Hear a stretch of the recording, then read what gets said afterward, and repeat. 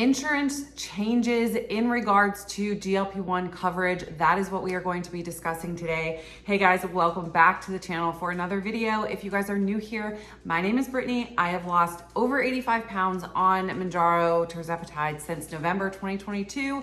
Oh my gosh, we are almost at my 2-year anniversary. November the 17th will be my 2-year anniversary. So I have documented my entire journey here on YouTube. I love to share with you guys. I have a whole playlist of different types of my personal story, information that I found on research and talking to professionals and all of that. So you can check all of that out down below, or you can subscribe to the channel, stick around, give this video a like. I love it. I also have a free encouragement Facebook group that I just started. We have over 200 members over there already, and they are posting pretty much daily questions and updates and tips and tricks. So definitely click the link in the description box if you want to join in on that as well.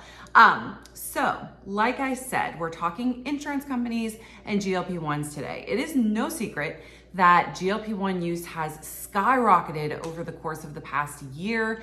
And because of that, it is costing insurance companies a significant amount of money to cover GLP-1 medications. They're expensive, right? If we pay out of pocket, Wegovy and Zepbound are between $1,000 and $1,500 a month if you're paying straight out of pocket. And that cost is the same for insurance companies that do cover them.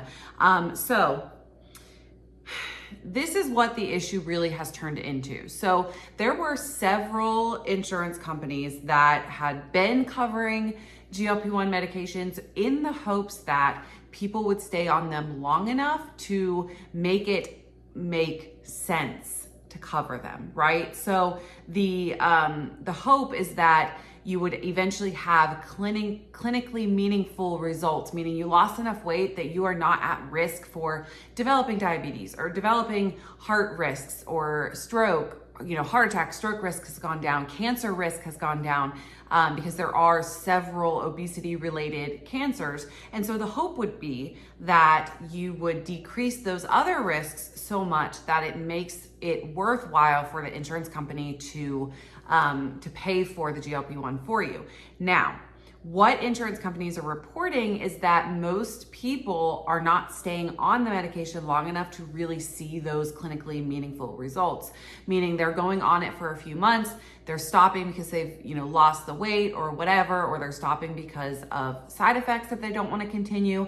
And so the insurance company is out all of this money that they're not going to see the benefit of over time, right?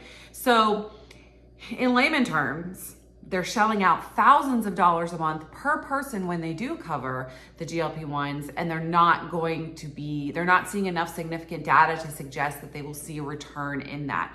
Because of this, there are several things happening. First off, several insurance companies are going to be dropping the coverage of GLP-1s. Over the course of the past year, we have seen where several state insurance coverages, so think state workers, teachers, stuff like that, drop the GLP-1 coverage, and North Carolina was one that dropped it last October, so they've done it over a year ago now. At this point, they dropped their coverage for GLP-1s. I know this personally because I have a sister who's a teacher who was on Wegovy, and she was no longer able to access it. And it wasn't just like they decided, hey, at the next open enrollment, we're gonna drop this coverage. No, it literally was like, next month, this is going to take effect and it will no longer be coverage, which personally, I didn't even realize was legal. I thought they had to wait until open enrollment time to make any major changes like that to your coverage policy. Because, when you signed a document at the new enrollment year, you are paying a certain amount for the coverage that you are agreeing to at that time. And so I found it odd that they were able to do that. That's another tangent for another day, but they dropped the coverage immediately, and from 1 month to the next, she was not able to gain access to her medication. North Carolina is not the only state that has done this. There has been several other ones that have as well. In fact, I saw a statistic somewhere that almost half of the states now do not offer GLP-1 coverage for state workers, which is absolutely ridiculous and insane, but it speaks to the larger issue of the fact that America does not have a cap on what pharmaceutical companies can charge. And because of that, we have a lot of price gouging going on. I'm getting ahead of myself. We will get there in this. So a lot of insurance companies are dropping it. Blue Cross Blue Shield has actually said that they will no longer cover any GLP-1 for weight loss starting January 1st, 2025. I have GLP-1 I take a GLP-1, but I have Blue Cross Blue Shield and my insurance has never covered it because my husband's work, their group policy did not choose into that option.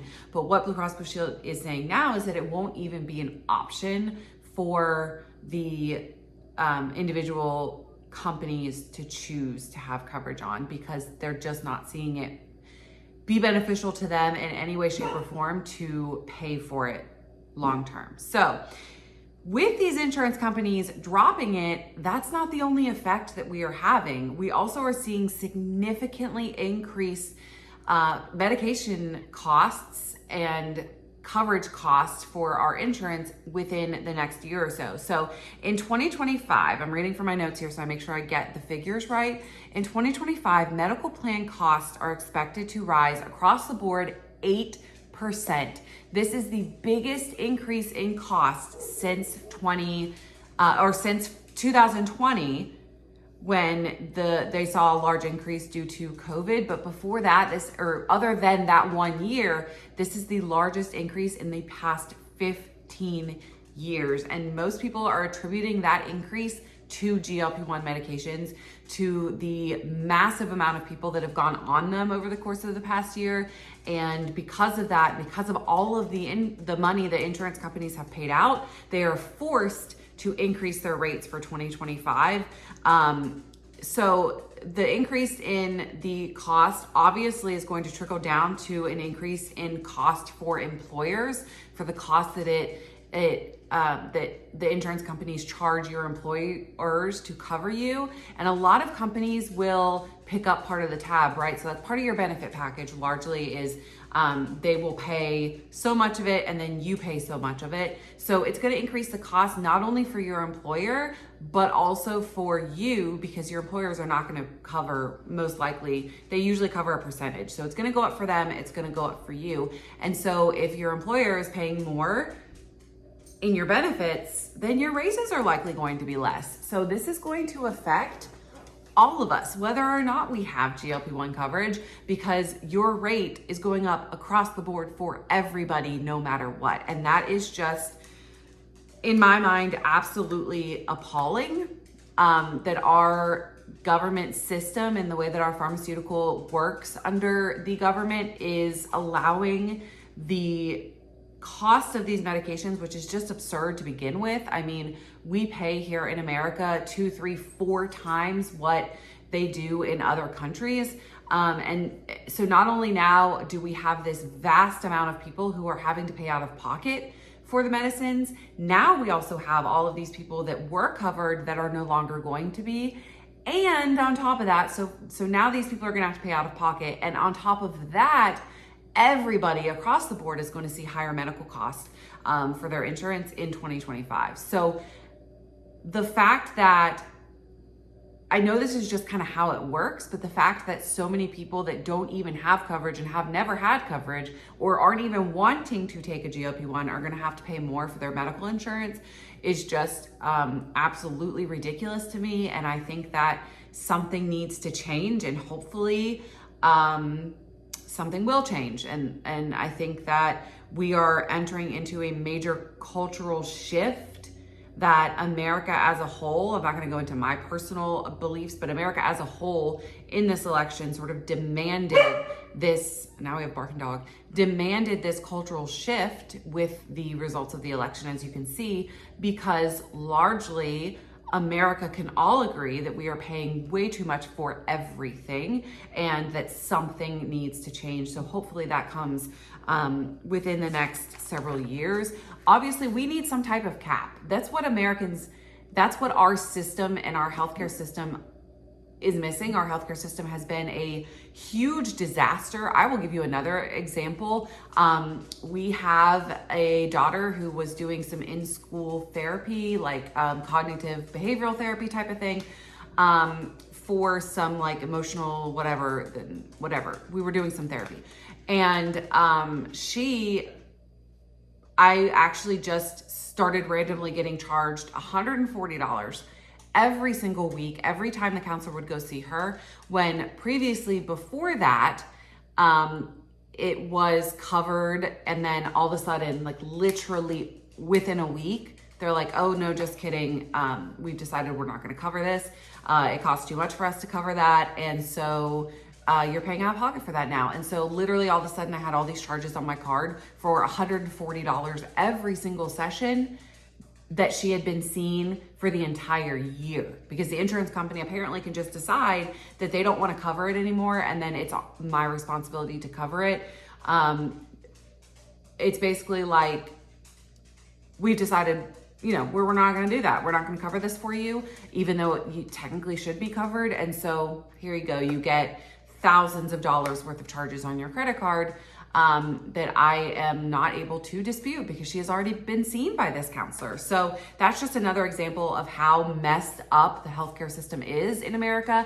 I'm not sitting here saying that healthcare professionals should not be paid for the work that they do. It's not, in my opinion, on them. It's on the pharmaceutical companies and the insurance companies and the government that is not regulating in any way, shape, or form what people are being charged for things.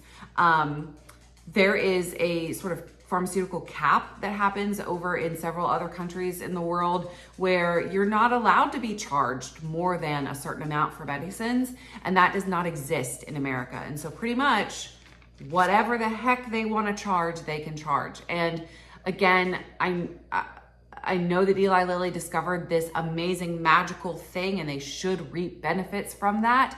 But should they reap the benefits of $1,500 a month when it costs them significantly less to make it? And I know they're doing new like research and stuff, but I feel like there is gotta be some type of middle ground where they're still benefiting, but also the American people are not suffering and having to choose between one thing or the other to get healthier in the long term. Insurance companies recently said, Blue Cross Blue Shield is the one that said this, that they are paying out more for GLP-1s in 2024 than they did for chemotherapy. That's ridiculous. To me, it sort of seems like the baby network, right? So like pretty much everybody knows that we got to feed our kids. So formula could be $50 a can and people will pay for it. Same thing with diapers. We got to put a diaper on our kids so they can charge $50, $60, $70 for a box of diapers, and people are going to pay it. It's the same thing. Like, we all have found something that finally, helps our health and helps quiet our mind and helps us to achieve a higher level of health for ourselves and for our families and long-term health. And there are a lot of greedy people who understand that we will pay for it. And that's the problem in America, is that there's no one speaking up for the people and regulating how that happens and how much they're allowed to gouge and how much of a profit they're able to make. In my personal opinion, they shouldn't be making a 600-700% profit. That they are. There are even pharmacies, a lot of local mom and pop pharmacies who just are not even offering GLP-1 refills anymore. My pharmacy, the one that I used for months and months and months, over a year when I was on branded medication, I called them recently after all of the shortage stuff happened, like when the FDA removed the shortages. I called them and was asking sort of like, hey, are you able to get this? Just kind of feeling it out. And apparently they aren't even filling them anymore. They said that what they are reimbursed by insurance companies, even if you use, if you're covered by insurance and what they're reimbursed, they're losing hundreds of dollars every time they fill it and file it with insurance. They did say that there are a few of their patients that are willing to pay out of pocket and that they are paying the full price, or they're using the coupon. So they're, getting reimbursed for the coupon, and then they are paying the other like $550 or $650 or whatever it is. And so those people, but they're no longer accepting insurance. I guess that's what I should have said. They're no longer filing insurance for GLP-1s because the difference in what they are paying for the medicine and what they are paid by insurance is costing them money every single month, hundreds of dollars per person. And that's just absolutely not acceptable. So this kind of went off onto like, why is it so expensive? But also like, can we blame insurance companies for saying that we no longer want to cover this medicine? It seems like it's more of a hassle for them overall to do it than it is for them to not. For them to just say, we're not going to do it anymore. We're going to cut ties from this whole situation. I don't necessarily blame them for doing that. However, I do think it's sort of shitty, excuse my language, that it's trickling down to everybody in all facets. Even if you're not on a GLP-1, an 8% increase in your health insurance. I mean, okay, so say you paid $100 a month for your health insurance. That means you're going to pay, so 10% would be another $8. So you're paying another $8 per $100 for your insurance. I'll give you an example of that. I will tell my numbers here. We pay $392 bi-weekly for our health insurance. That's our part. That's not what his company pays. That's what our part is of our health insurance for Blue Cross Blue Shield for our family of 5. So we're paying $800 a month, right? So that means we would pay another $8 per 100 next year, simply because of the effects of how this has happened. So, that's another $64 a month that we are going to be paying, if we look at the standard 8% increase across the board. When you figure that up, that's a lot of money. That's over $1,000 per month or per year, an increase that we are going to be paying as the American people. Something's got to change here. I'm not saying that I think that the insurance companies are wrong for dropping coverage. I do think that it's going to affect a lot of people, and that ultimately it's not the insurance company's fault. It's not the Americans' fault. It is the government overseeing and Overwatch's fault. And hopefully that is going to change. That's all I can hope for. We're all in this together. And so I think now that the election has been set, we all can hope for change in a positive way. And that's all we can do at this point, right? So yeah, that's what I wanted to talk about today. I came across that article and I was honestly not shocked that that was what was happening, because it makes perfect sense that insurance companies, nobody can afford to lose all of that money, right? And so even the insurance companies are in it to make a profit, and they're in it to, in the long term, have a positive profit range. And are they going to be able to do that on GLP-1s with the way it is right now? Probably not. So yeah, I found that interesting. I wanted to share it with you guys. Let me know what your thoughts are. What do you think needs to change in order to make this a better situation for everybody? I think there needs to be caps. Personally, I don't know how that's going to happen. I don't know if it ever will. America's healthcare system has been a crap hole for a long time. And so I don't know. I don't know. But I think that's what needs to happen. Let me know your opinions down below. As always, I'm always interested to hear what you guys have to think about these topics, because I do think that this is a topic that could get heated because of, election stuff. I do want to say, please be respectful to everybody in the comment section. If they have a different opinion than yours, then, if you don't have anything constructive to add, then just kind of, move on. If it's not something that you think you can do in a respectful manner, just kindly move on, and we can all have a respectful, constructive conversation about this in the comments.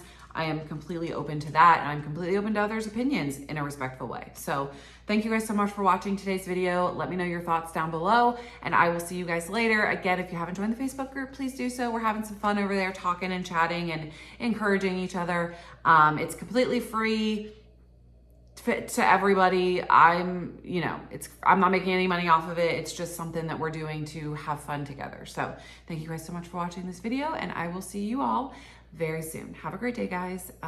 Bye.